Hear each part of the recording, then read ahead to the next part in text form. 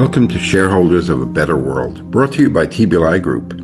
At TBLI Group, we have an established reputation as an organization dedicated to building the ecosystem of global sustainability and impact investing. We're doing this through educating, advising, and facilitating transactions in global sustainability and impact business, as well as capital solutions for private companies, family offices, and fund groups. For nearly 25 years, TBLI Group has created a vertically integrated ecosystem of education to action through TBLI conferences and TBLI consulting. More about our company can be found at tbligroup.com. This webinar is brought to you by TBLI Foundation, which hosts educational learning experiences dedicated to a better planet. Through the foundation, we build sustainable communities by sharing the people and the experiences making a difference to so many of our lives around the world. Our weekly podcasts bring impact thought leaders that are doing and not only chatting. Now let me introduce my guest.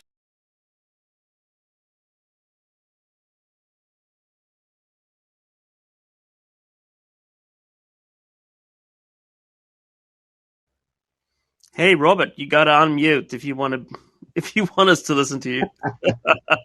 Thanks for that.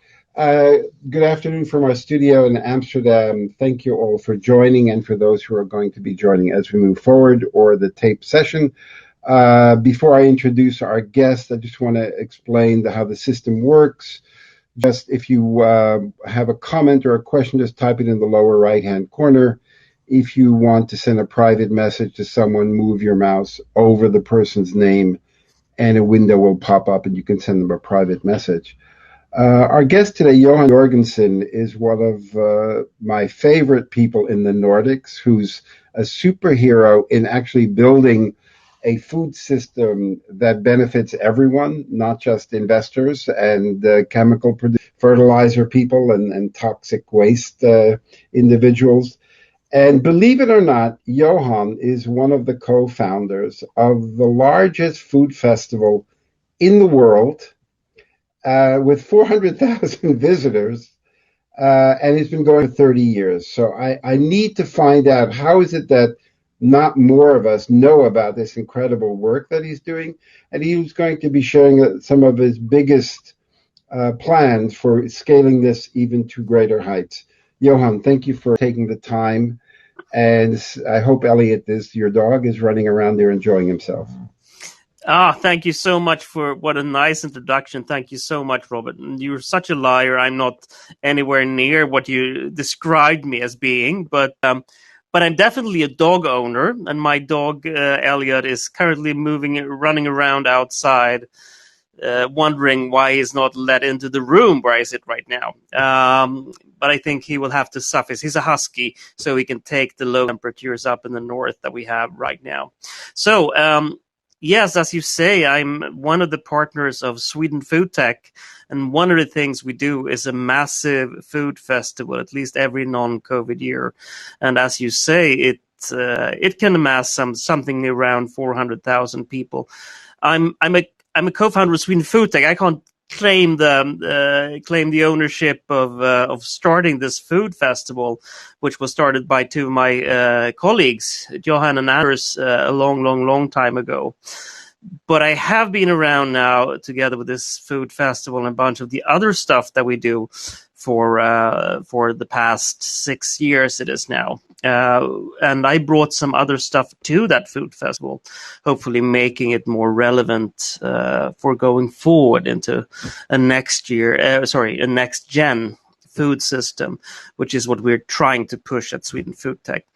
Apart from the food festival, we have a Foodtech conference that is called the Sweden Foodtech Big Meet, which is an integral part of the offering we're doing towards the public. It's a publicly available, open Foodtech conference that some people claim is really one of the funkier ones out there. And I think you should come and enjoy it yourselves in order to judge for yourselves if it is or not. Apart from that, we help companies, small and big ones alike, to seize the opportunity in the next-gen food system. And we define that as the good food of the future, which is good for you, good for the planet, and of course, tasting very, very good.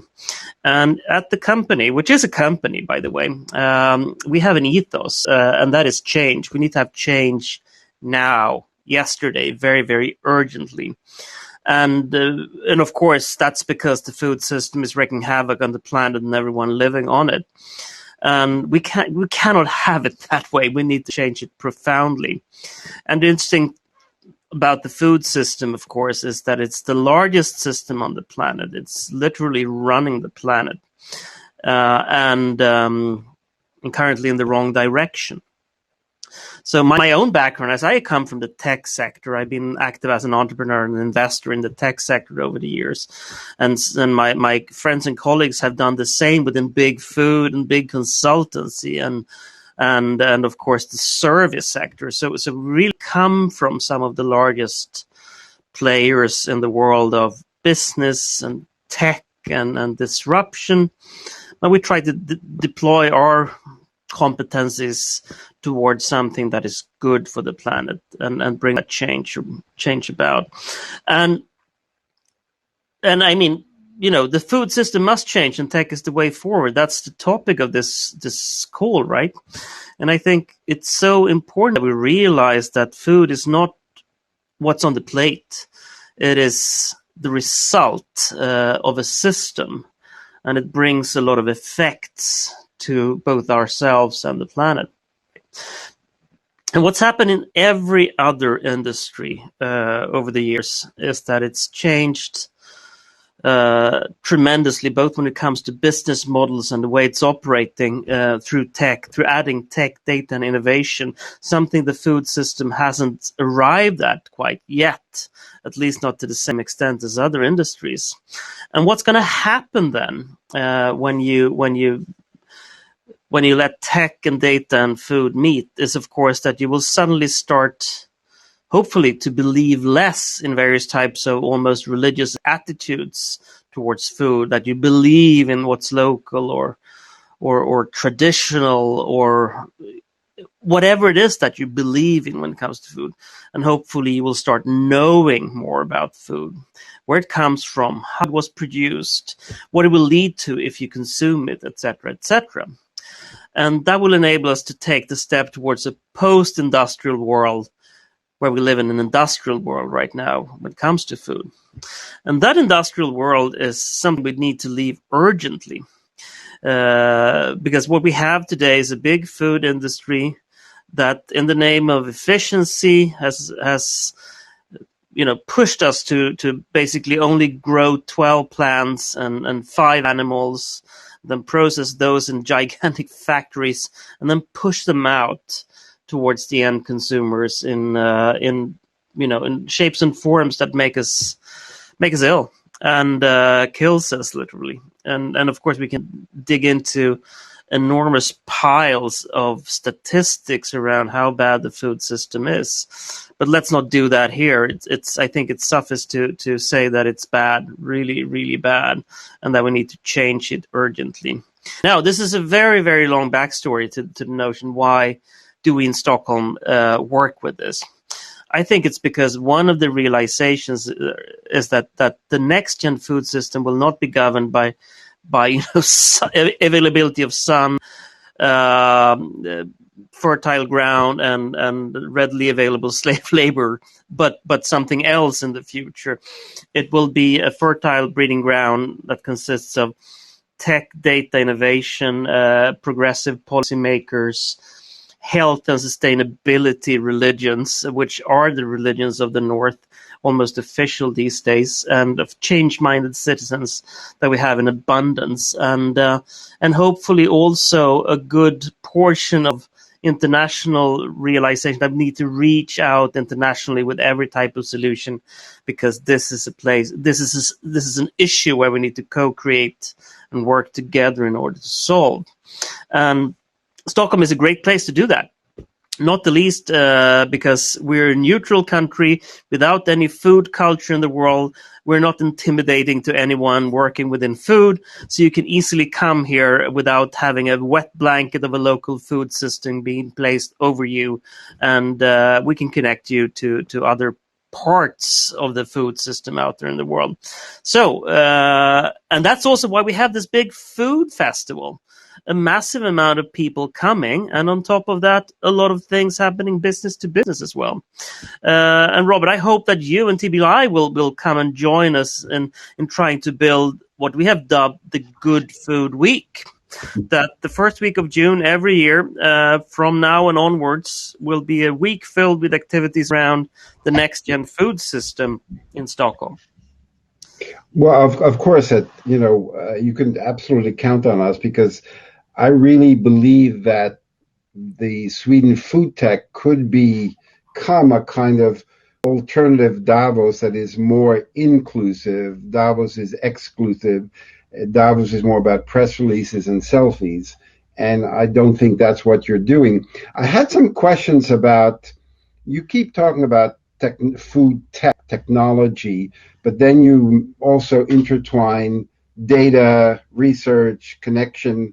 But are you talking mainly about technology innovation in the creation of a new food sources, or is it the way that it's delivered, distributed, marketed, researched?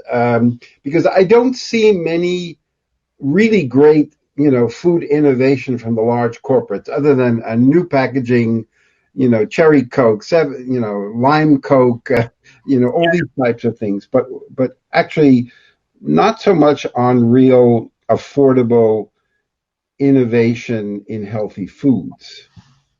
I think it's a very good question, Rob, and I think it's something that has been clinging to us since the beginning of modern times, right?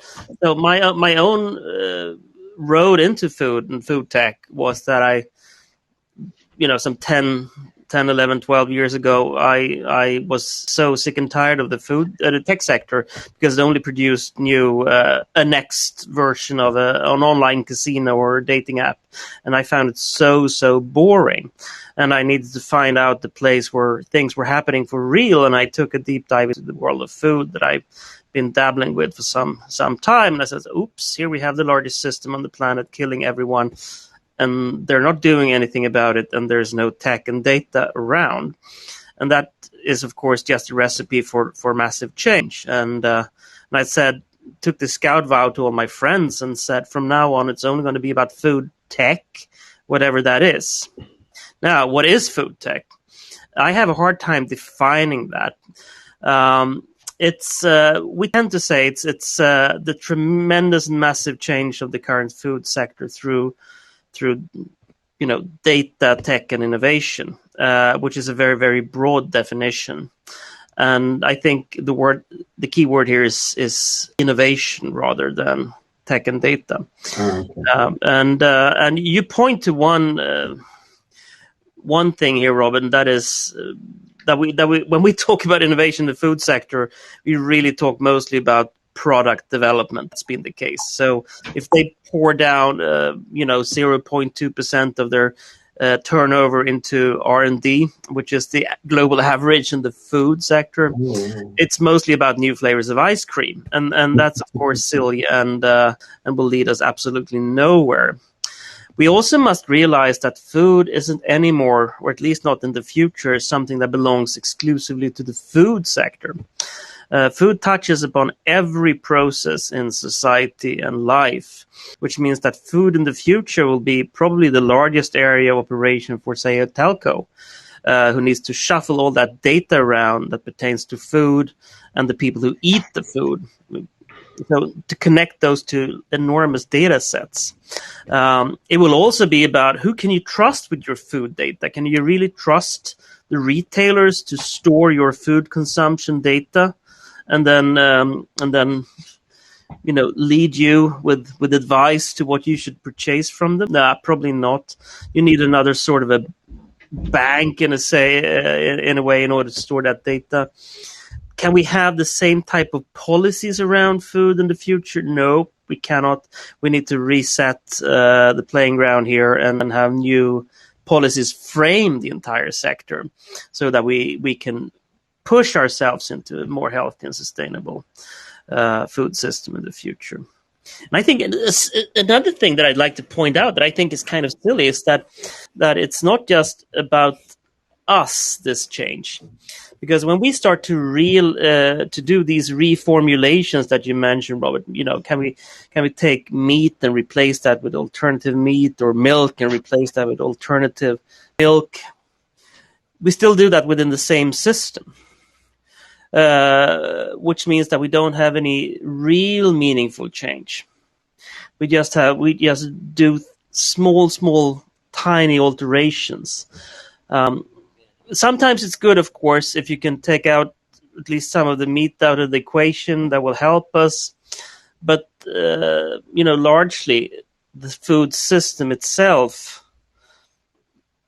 needs to change in order for us to achieve health and sustainability and the other stuff that we want to achieve through good food. It might be more equality, a fairer share for the farmers, especially the smallholders out there in the world, the 2 billion who live on subsistence levels, but really produce a lot of the food that we're eating. How can we make sure that they get a fairer share of the revenues of food? How can we make sure that we on a planetary level get healthier and don't have to waste so much money on healthcare? Can work a bit preventive instead? So food is really such a massive issue, and by system wise as well. So we're shuffling the entirety of human life into cities. The urban habitat, that's where we live, and that means that when we build these urban places now for man, we better build them right, because we're going to add 50% more of urbanity to planet Earth over the next couple of decades. And how we build those cities will define how we eat and engage with food and the byproducts of food, like waste. And we better get those cities right, because they will be here for a while. And it's really hard to change something that has already been built. It's far easier to do these greenfield constructions where you build it from the ground up and not just retrofit old ones. So it's a massively complicated and complex issue that needs to be discussed on many levels, where at the same time it's super easy. It's just stop eating meat and change your food habits, and most of our climate issues will be solved, because food is such a huge contributor to greenhouse gases. So a huge elephant that needs to be eaten in one bite at a time. Sweden has tried, I think, correct me if I'm wrong, on 2 levels of trying to get people to live healthier lives. One, I heard they have very high taxes on alcohol, and you can only buy alcohol in certain stores.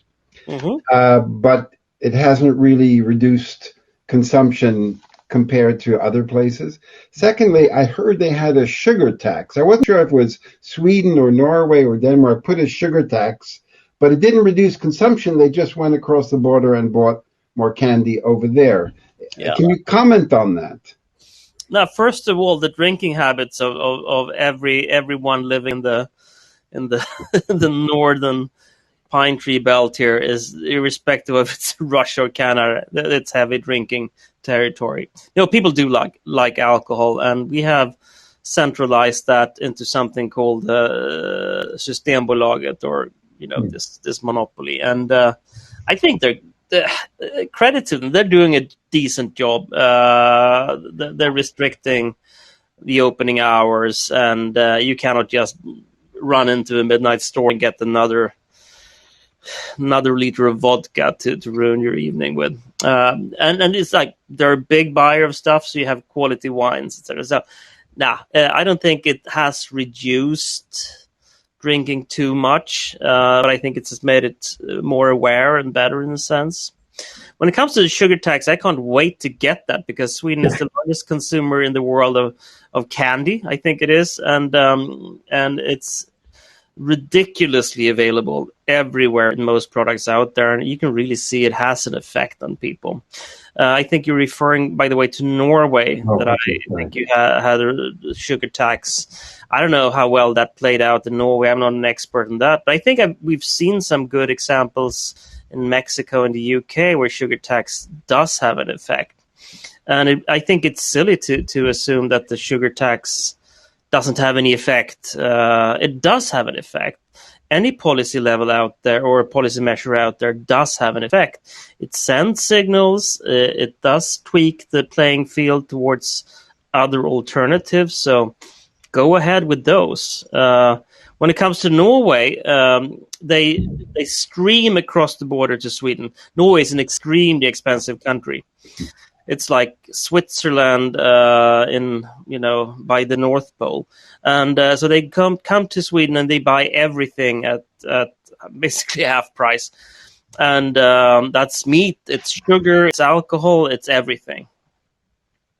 And the one other thing that I was quite surprised with, having visited Sweden quite a few times and held our conference there, is that they have this expression that seems to be almost in the constitution of being humble or jantelagen.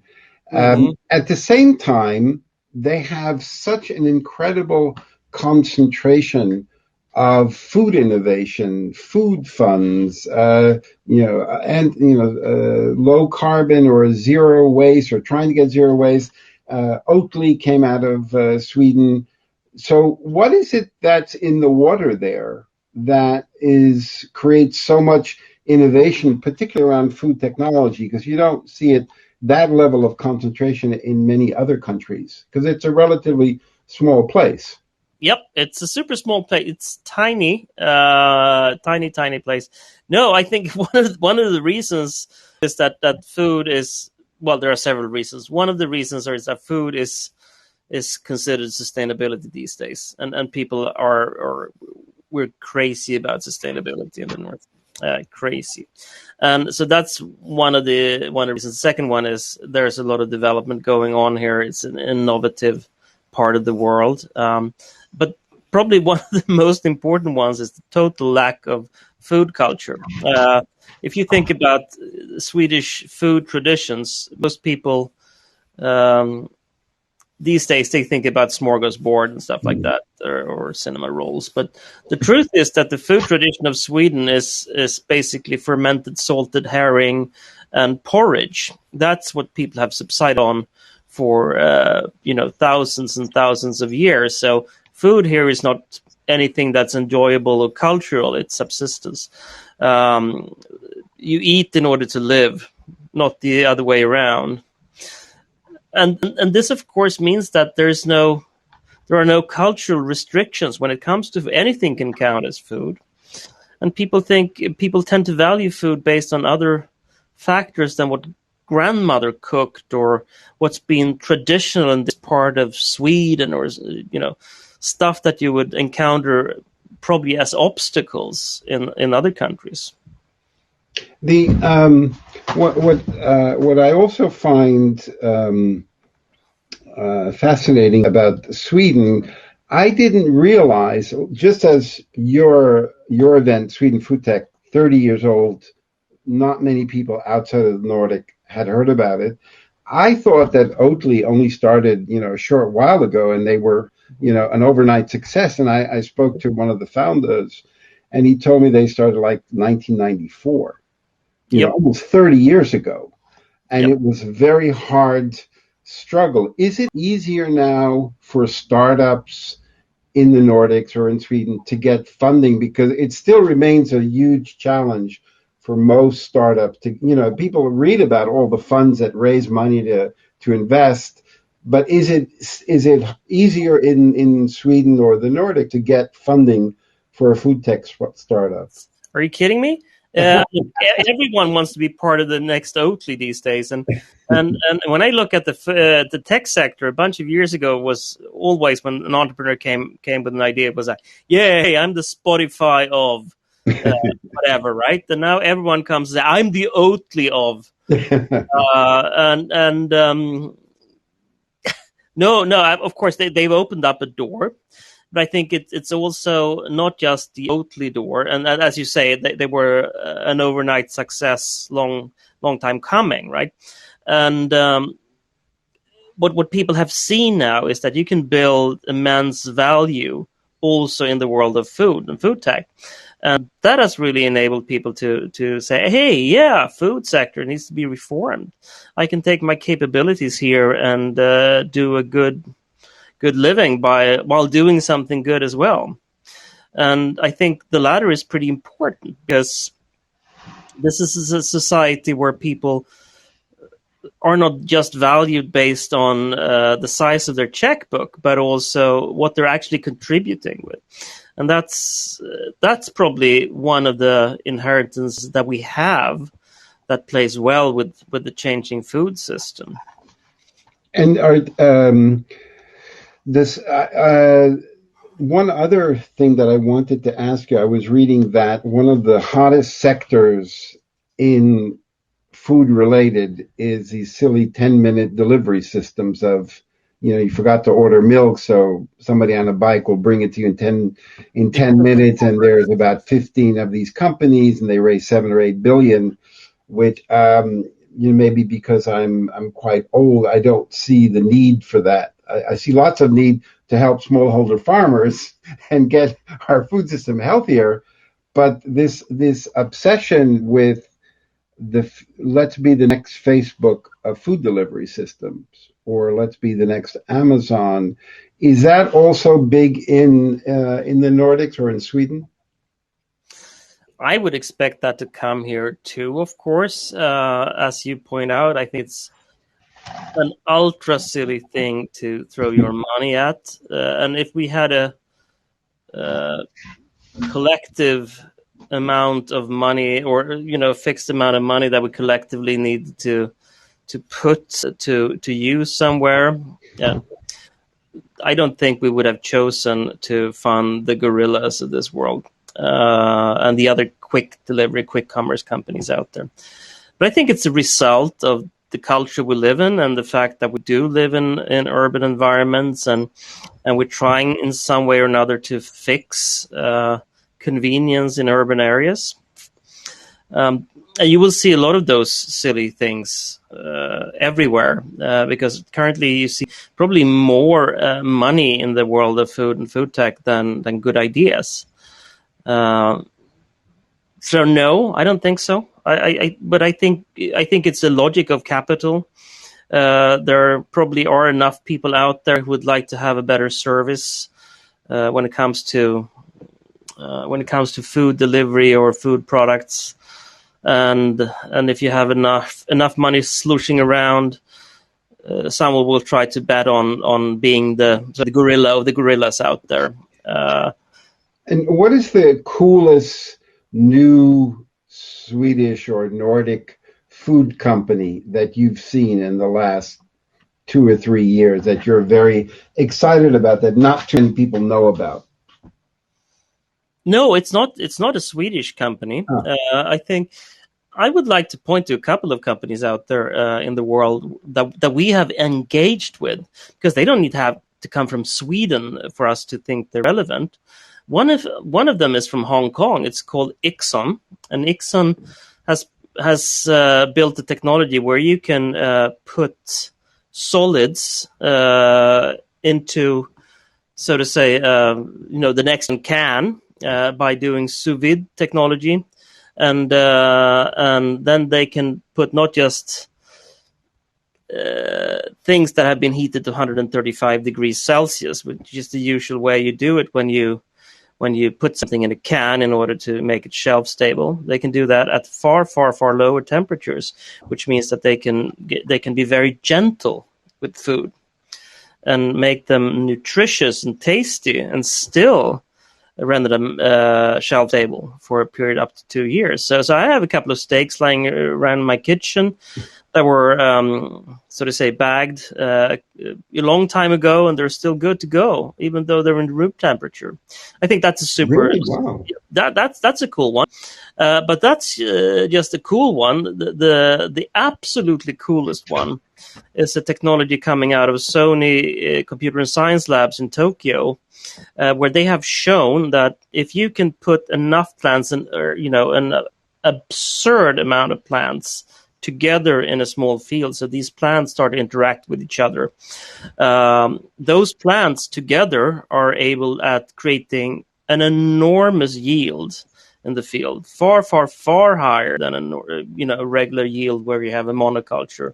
Actually, I've seen this technology or this method take a cracked clay field, the type that you can see sub-Sahara Africa, where you slashed and burned a patch of rainforest, and then you grown whatever it is that you've grown for a while until the land is completely desolate, and the only thing that remains is a cracked clay field. And take that back into production and into a productive food jungle within 6 months. And that's a method that's called culture, for working together. And when I see the yields are 40 to 150 times the regular yield. Yeah, it's bizarre. It's the type of hockey stick yield curve that you usually only see in tech. But when you see that, you realize that, okay, there's food for everyone, no doubt about that. But we cannot just run a combine over that field in a structured way at the given time and get food out of it in an industrial fashion. Now, so you basically venture out into the field and you harvest stuff, or you forage stuff. That's what you're doing. But then you need to know what's growing out there, so that you can pick it and understand what to do with it. And when you come back home again with your basket filled with wonderful veggies, you need to know how to cook that. And then you need to understand, how can I cook that and then transport into the urban areas where people live. So I mean, from a system perspective, there is something entirely different to build upon what Mother Earth can give us in the form of food. We've just completely distanced ourselves from nature and built a very artificial system of living that has taken us out of nature, and then suddenly nature didn't want us anymore, which is apparent now from the climate crisis that we have. And now we need to go back to nature and beg for forgiveness and start to engage with Mother Earth again. That will require an entirely different system than the one we have today. The Sweden Foodtech, or SFT as we call it, traditionally or historically focused more on the consumer, the retail space, and, but correct me if I'm wrong, a bit less on the business to business, which seems to be that's where you really need these companies to really find the money, find the strategic partners, get the distribution, or create their own distribution. Will that be the focus going forward for SFT 2.0? Yes, it's good that you pointed out, because I think what we need in this world is that we need a platform for a lot of organizations to jack into and be present in. So, I mean, like, we cannot ourselves build all the knowledge and the connections that are necessary in order for the food system to transform into something that is good for everyone on the planet, right? So what we try to do here in Sweden is say, okay, we have a platform here, which is a huge consumer engagement festival. We do have a lot of the components in the form of a very good and rapidly growing food tech ecosystem. We do have a lot of food companies, even though most of the food companies in Sweden are owned by someone in Switzerland or the UK or the Netherlands. We do have a lot of these assets on the ground, and everyone is keen on making sure that we can play good hosts to the global discussion around food and a neutral meeting space. So we want to make sure that people such as yourself, Robert, you come and can make this platform valid for you and for all of your contacts. And the only thing we can do is say, yeah, hey, welcome. We can act as hosts. We can make sure there is one technical platform around it that will enable you to connect with people coming from other silos who haven't met you before, or your contacts, and hopefully we can grease some of those connections. And so I'd say that's our focus. The public is there. It's the business to business side that needs to grow. And I think it's interesting because when you look at it from the outside perspective, there are, of course, a bunch of food tech conferences happening on a daily basis out there in the world. But they're all kind of small. They circulate around the same almost boring questions. Hey, here's the next alternative protein company, and we printed yet another steak based on cells from a lab somewhere, and as you say, we have now 8-minute delivery for a box of milk, and I think we need to elevate the discussions a couple of notches here to make sure that we really ask ourselves the right questions and why we fund these quick commerce companies as opposed to the ones facilitating a better world for the smallholders out there. Why do you think we fund them? The gorillas? Well, I often am surprised, whether it's a WeWork or gorillas or whatever, get these massive sums of money. They're constantly losing money. And is it just about getting data about being the next Facebook, knowing everybody and having all their data? Is that what it's about? That is one thing, of course, but I think it's mostly that people can say, okay, yeah, and we can meaningfully put our money here, provide massive growth, which will enhance the value of the company, and then sell it to somebody else or list it. So it's just a numbers game. It has nothing, financial numbers. And I totally understand why people do that. It makes financial sense. If it makes planetary sense, I don't know. Probably not.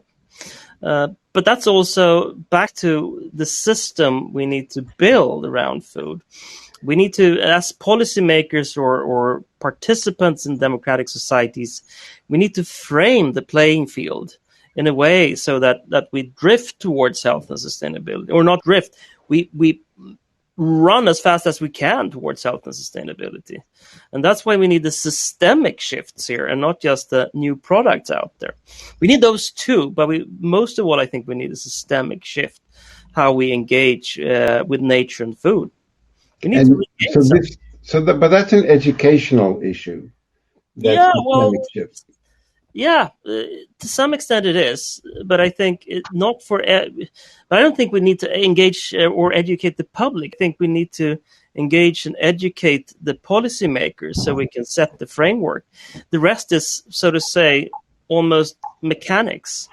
The framework is right now. The system is rigged in the wrong way. And well, the incentive system is very much to keep on, doing what we're already doing. You have in America, it's probably one of the best examples of two types of restaurants that serve food and calorie delivery systems, which are subsidized through low sugar prices and things like that. Mm-hmm. But I don't see it at that level in Sweden. At least, maybe they hit it well from me. But we have a lot of calorie delivery systems here. Many of them have U.S. owners as well. So, that's for sure. So all right, we have to make this systemic change. What can those who are listening to this or the YouTube streaming or the Facebook streaming or the follow-up that we'll send to those who registered, what can they do to help you, particularly with your really bold ambition for SFT 2021? Yep, I think we're SFT 2022. I think we're heading into, right? So 2021 is over, and from now on and going forward, I think the the best thing people could start to do is to get rid of all the fake and false images that we are fed around food. So we think that food is something, pigs are happy and food comes from farmers with dirt under their nails, and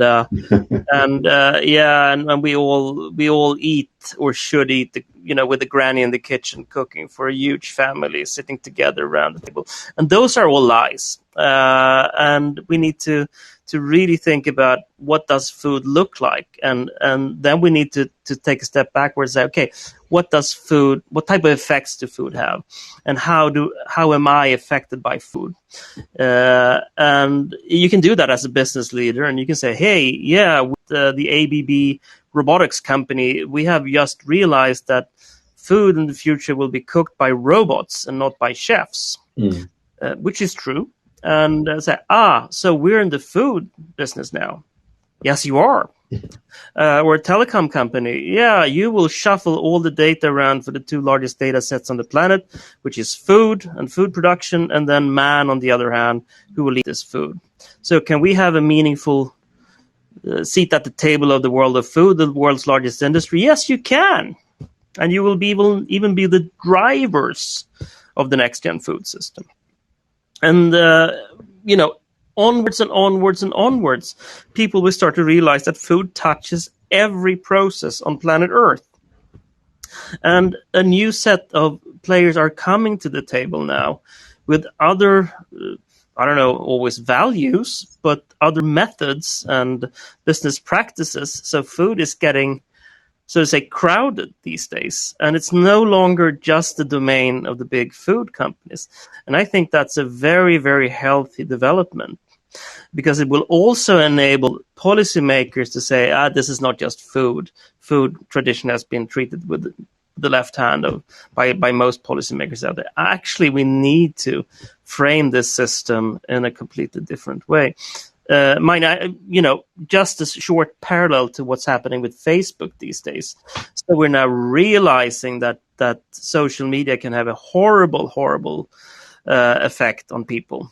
And we could have avoided that by putting some policy measures in place beforehand, so to say, level the playing field here. But we didn't, because we didn't know what social media was gonna hold for us.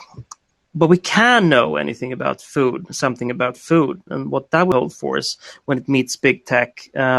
Because when you get into a retail these days, or a food retailer these days, they have a lot of decision power over you. So you basically will exit with the food that they think you should exit with. Candy right next to the cashiers, etc., etc. But this is nothing compared to when everything is going to happen online, and you will be nudged by a gazillion algorithms out there trying to push you based on enormous troves of data and perhaps sometimes dubious dubious goals. I mean, suddenly you're starting not just to mess with my brain, but my entire biological entity, because I am what I eat, especially over time. And if Jeff Bezos wants us to eat sugar, we will eat sugar. So we need to make sure that these algorithms out there are beneficial to us and are based on good and sound values, not just, bring me the highest profit possible. I don't care about the consequences type of society. So that's why policymakers need to be involved and set another type of framework around food. And for that, we need to educate them. Because the system, it's the biggest lie around that we are all responsible for our food. We eat what the system tells us to eat or what the system serves us. So let's make sure that we build a system that serves us the best type of food. Well said. I'm going to start taking some questions. Iva has a very important question, because when I only learned this year, I didn't realize the percentage of food produced by smallholder farmers and the percentage of smallholder farmers of the poor, like 70% of the world's food is produced by smallholder farmers, and they represent 70% of the poor. So Iva was asking, can you speak about the monetization of carbon credits for smallholder farmers? I know I hope it's going to be addressed in Glasgow, but it's a big issue. Yep, Iva, such a good comment. And of course, farmers of the future will farm not just food, but also they will be active in the carbon capture industry. I see no chance that we can achieve climate neutrality without involving the world's smallholder farmers out there. Measuring their carbon capturing and getting them the carbon credits is going to be a really interesting question, how that is facilitated. But I would imagine, I mean, all smallholder farmers out there sit on a mobile phone. You will see probably a lot of measuring technology on coming in the form of satellites, satellite measurement data. I would expect carbon credits to be able to be distributed to these poor farmers, by topping up their phone cards or something like that. But they need to be part of the solution here. And they need to get paid, both Exactly, for their food and for their planetary stewardship. So we get it right.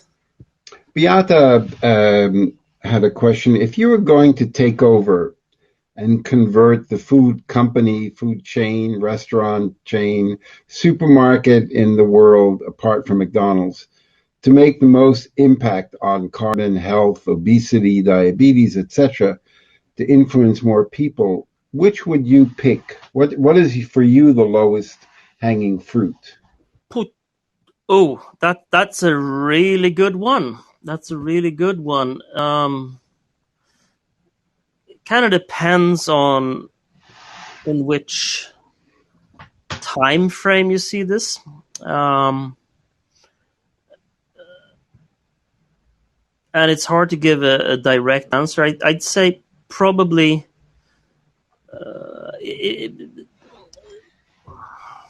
So I have a good friend in New York called Joshua Spodek, and he's one of these leading activists.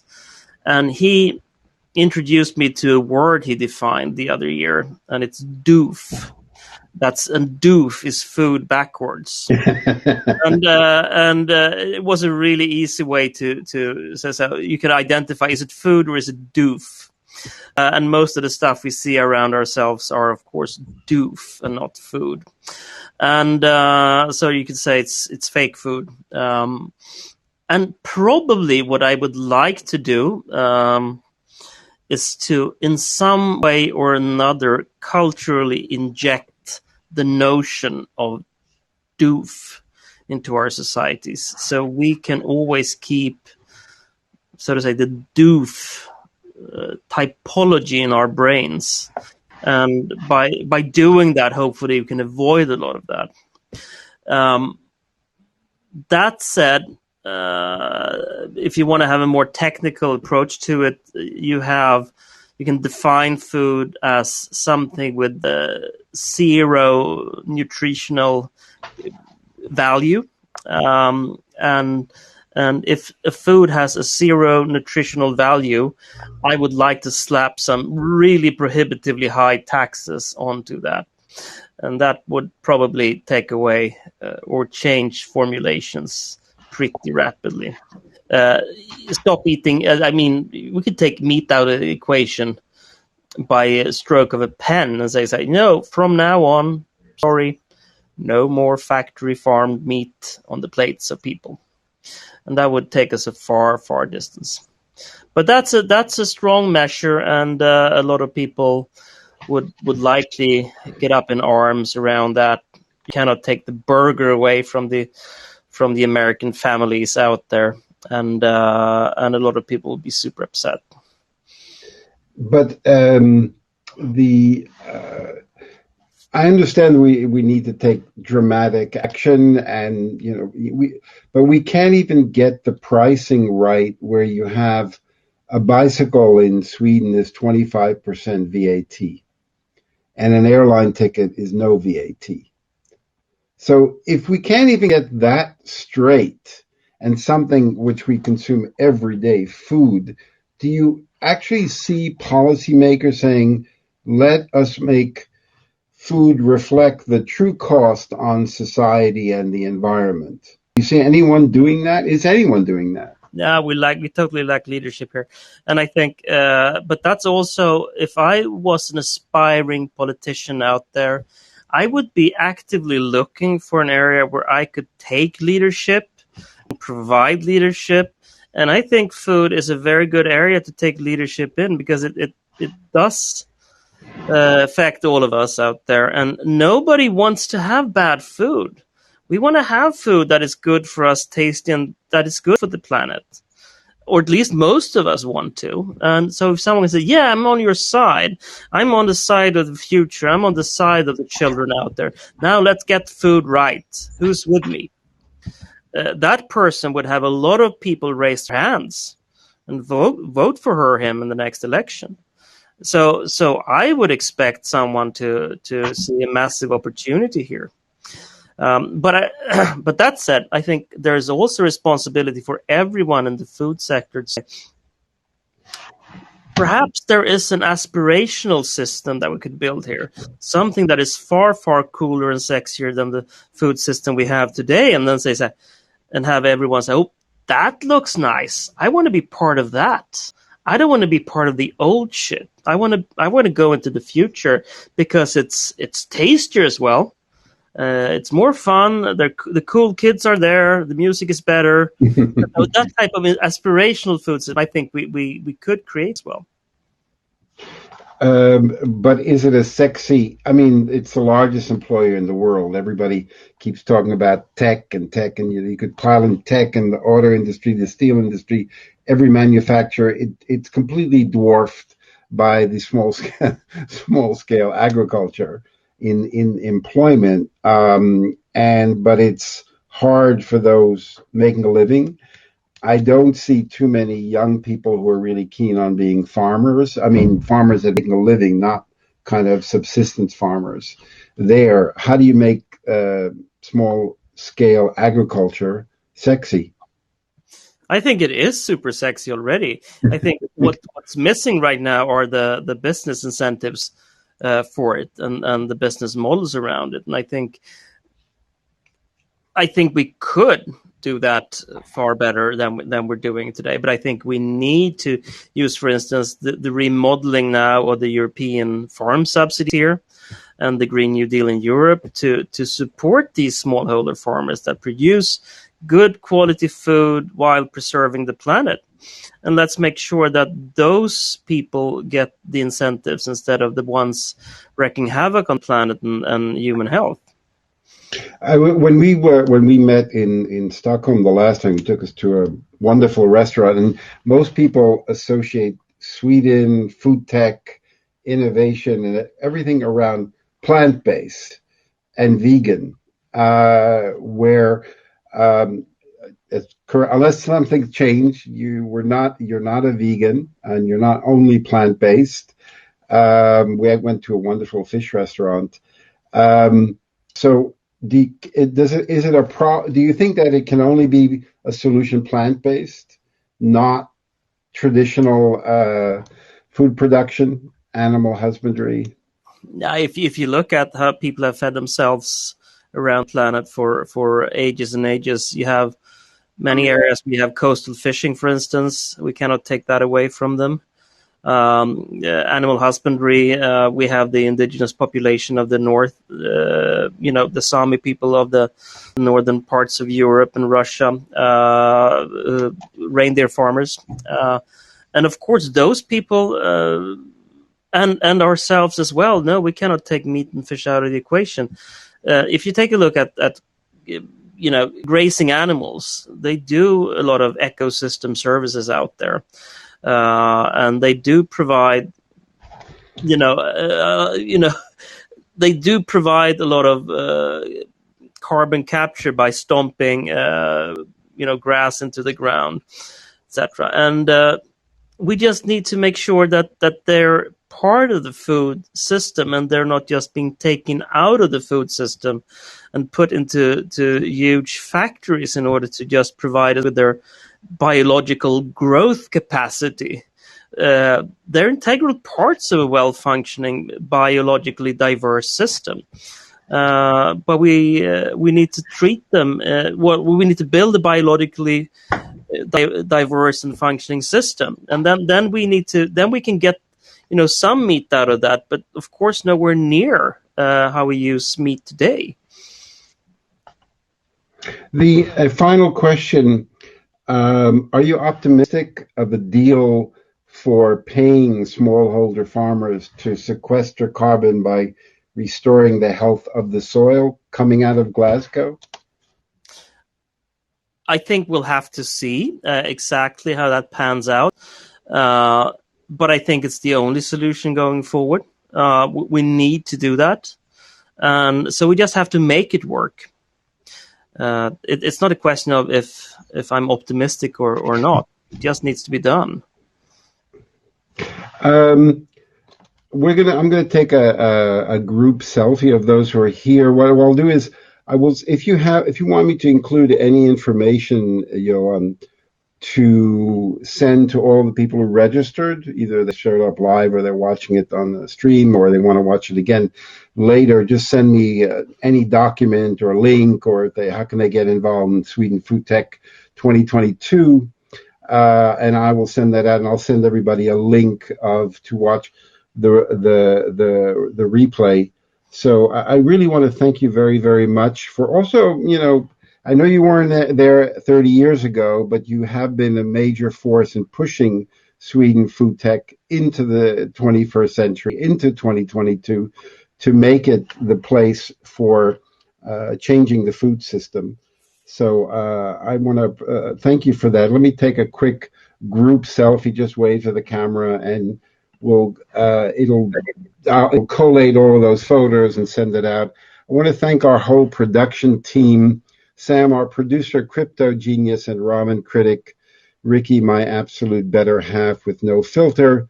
Xi Jinping, our head of transparency and integrity. Donald Trump, our gender diversity lead and dog whisperer. Vladimir Putin, our head of conflict resolution. Mark Zuckerberg, our director of empathy training. Jeff Bezos, our phallic symbol designer and space explorer. Elon Musk, our humility coach, and our Marie Antoinette, let them eat stale cupcakes lookalike, Senator Christian Cinema. So thank you all very much for coming. And please, I'll see you all either next week or in Stockholm in June. So thanks again. And thank you, Johan. And if there's anything that we can do to help you, let us know. You stay well. Please participate. And Johan lives on a beautiful boat. It's not like Joe like Richard Branson. He actually lives and works there. Yeah, no, it's very good. You're all welcome to visit that one when you come to Stockholm for the Good Food And Weekend. He has a beautiful dog. Thank you so much, Johan. You get to pet the dog as well. I hope to see you soon. Stay well. Same. Take care. Bye-bye. Thanks. Bye.